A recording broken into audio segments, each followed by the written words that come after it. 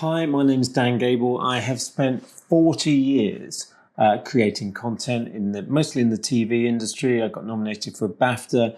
I've just really kind of devoted my whole professional life to content. Now I'm the founder of Shoutout, which is a user-generated content tool. It's a way of creating videos at your events completely automatically on a platform.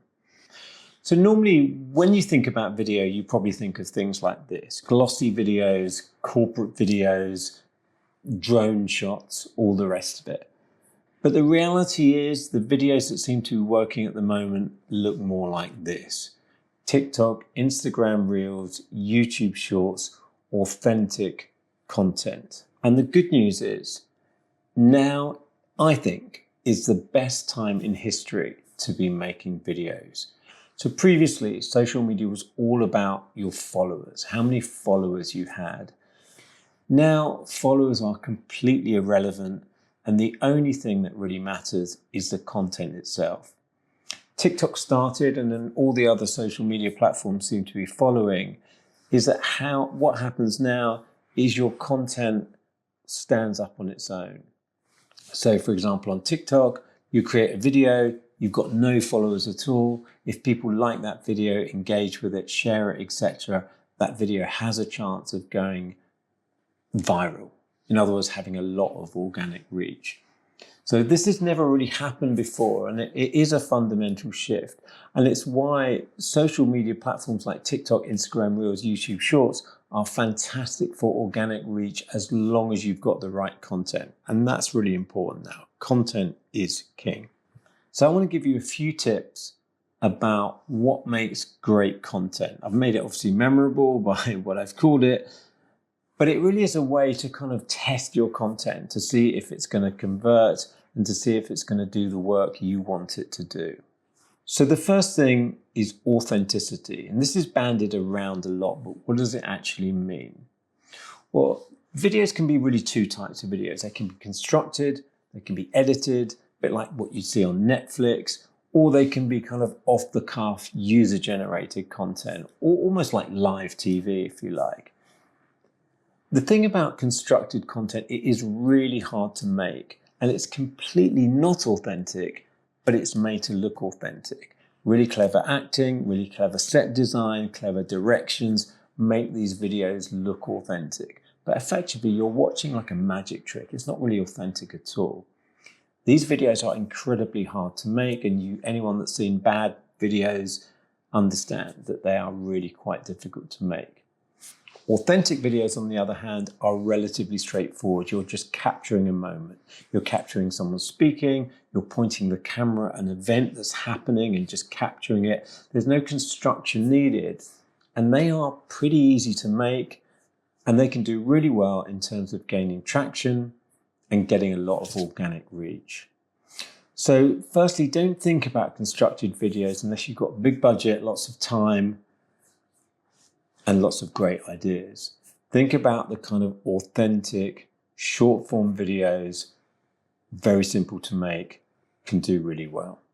The next tip is relevance, and this is really important because nobody cares about you, nobody cares about your event, all they care about is themselves. It's a kind of awful statement to make, but it's true, and people fall into this trap.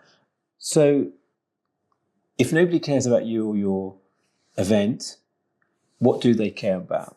Well, they want to be educated, they want to be entertained, or they want some kind of controversy. I'm not going to talk too much about controversy because it is a really easy fix. It's a great way to get views, but it's not necessarily the best way in terms of morality. People like Donald Trump use controversy, the Tate brothers. There's a whole list of people that use controversy to get views. I personally don't like it. I put it out there. It is a way to get views. The better way is to educate people or entertain people. Now, educating people is easy, entertaining people is hard. And events are so uniquely placed to educate. They've got huge halls full of people that are experts in their field, and you can really leverage that knowledge to provide content that is going to provide value to people. You know, when your speakers are up on stage, you could grab them when they're coming off stage and just say, give us, in 30 seconds, sum up what your talk was about. Give us your top 3 tips for X, Y, Z. This is really, really valuable content because it educates, and people love that. On platforms like TikTok, it's full of this bite-sized educational content, and events are so well placed to do that. Next thing I want to talk about is length. And there is a myth, actually. I think it's a myth, but who knows? I'm willing to be proved wrong. But people say attention spans are getting shorter. I don't actually think that's true in the content world. Otherwise, things like Game of Thrones wouldn't exist. In fact, I think in some ways it's the opposite in terms of content. Now a feature film is almost too short to establish the characters, and we need kind of 6-hour box sets to really kind of get into our content. Anyone that binges on Netflix knows that content is in effect getting longer. And even short form platforms like TikTok, what they really, you don't watch TikTok for 5 minutes. You might watch it for half an hour, and you're watching multiple short form bits of content all joined together and curated to your interests. So attention spans aren't getting shorter, but, and this is a big difference, it's getting harder and harder to grab people's attention. So, even a second on the beginning of a video is people are just going to scroll away. They're not going to be interested. So it's so important to get that attention first. I also want to talk a little bit about story. It's so important to allow room in your stories, in your content for your audience.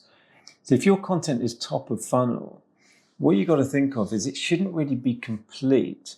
Like, incompleteness in content is a call to action, because if for example you're advertising an event, you want to pose more questions than provide answers, and the answer lies in going to the event. So it's a really kind of subtle thing, but it's really important to leave things incomplete. Don't have content that closes off. Have content that makes people think, makes people want to act, and makes people want to close that circle. So, if your content is kind of whole and complete in itself, then I would suggest it's not doing as well as it could do. And lastly, episodic. So what I mean by episodic is a bit like a TV show. So TV shows, you have series. So you think like Undercover Boss, American Idol. They're shows that have a format that repeat that format with different people in effect. But the format is exactly the same. And the reason TV shows do that, there's 2 reasons. One, it's familiar to people, so people know what they're going to get. But 2, and almost more importantly, it's much cheaper. Once you've got your format, you can just leverage it over and over again, and you've got a kind of structured way of doing things.